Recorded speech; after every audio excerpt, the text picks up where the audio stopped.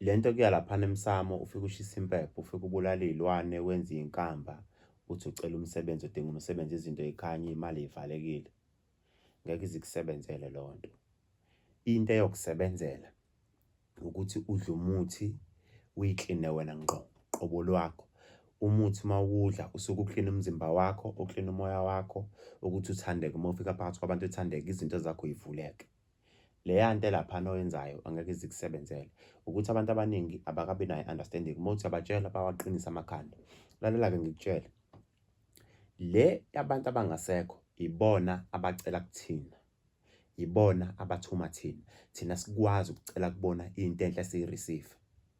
Asikwazi thina ukubathuma. Uma sesibathuma suke sesithakathile sesenze into ezoba convince kube yithini siphatha bona. So uma uzoya laphana emsamoni ufike uthi uyocela iy'nhlanhla, uyocela izinto, ngeke ize ikusebenzele leyo nto. Geza, uzwane neyiwasho, uzwane namanzi, uzwane nolwandle, izinto zemvelo ezakhiwe okwazi ukuthi uma uyihlanganisile zikugeze ube clean uthandeke. Umuthi into yemvelo emilile esuke ixetshulwe esihlahleni, into ekhona ebonakala la emhlabeni ezokwazi ukuthi clean. Namanzi ngoba uyawazi ukuthi amanzi awugeza. So uma ufuna umsebenzi, lento yokuthi uye emsamo, ngicela ukuthi uyiyeke cause ngifuna ungilalele kahle ukuze uzoyi-understand lento. Labantu uma bezofika abangasekho bafike ngephupho noma bezofika kanjani, bafike bakucindezele, kunganyakazeki, kungabhaquzeki, akhulume lento ayikhulumayo, ahambe. Uma uzombona umuntu ongasekho noma ngabe wasekhaya, mefika kuwena kushwaqa ngisho iy'nwele ukuze umbone lo muntu ukuthi usewumunye umoya ongekho right kuwena.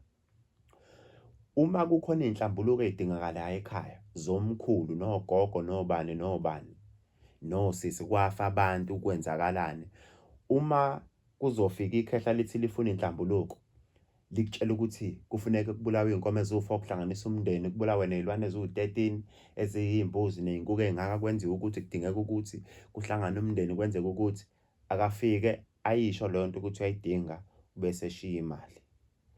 Ufika ngephupho akucindezela afune leyo nto yakhe asuke ahambe, ayikho imali ozovuka uyithole phansi komncamelo yokulungisa le nkinga yakhe.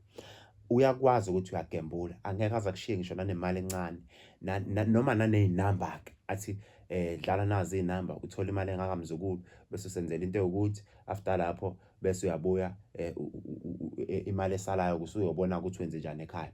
Isalukwazi sasekhaya uma uthi uyohlola uzobe kuthiwa iy'nto zakho y'valekile ngenxa yokuthi kunendlu kagogo wakhe engakhiwanga manje uthi yena indlu yakhe ikuphi, asakwazi ukungena ekhaya lo gogo. Ukubuya kwakhe eze la kukhombisa ukuthi kunenkinga abhekana nayo emxoshile ngale kwabuye esezoza la. Ngoba esezoza la usezophila la ngokomoya, uzocindezela vele wena. Uyobhaquza uze ube mfishane ube ngaka uphendula usimende, usebenza, uzama impilo. Uzama ukuthi akulungele into efunakalayo efunwa igogo, kukwazi ukuthi kwakheka indlu yakhe iphele. Kuyoze kuphela unyaka ufukuziswa indlu yakhe.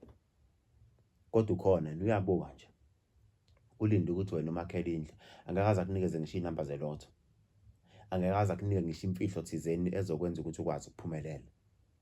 Uyakhe leyo ndlu uyiqede. Still emsebenzini usebenze kanzima ufokuze. Angeke uze ukhushulelwe ngesisikhundla uyoba imanager ukuthi nje hayi athi nje mntanami ngiyabonga uyakhela indlu yami nayo inhlanhla. Ngeke uze uthole lutho. So ngifuna ukuthi ni-understand lento ukuthi abantu abangasekho bayacela kuthina bese thina siyabenzela. Thina masicela kubona angeke sithole lutho. Thina ngoba sila emhlabeni kufanele siyisebenzele thina.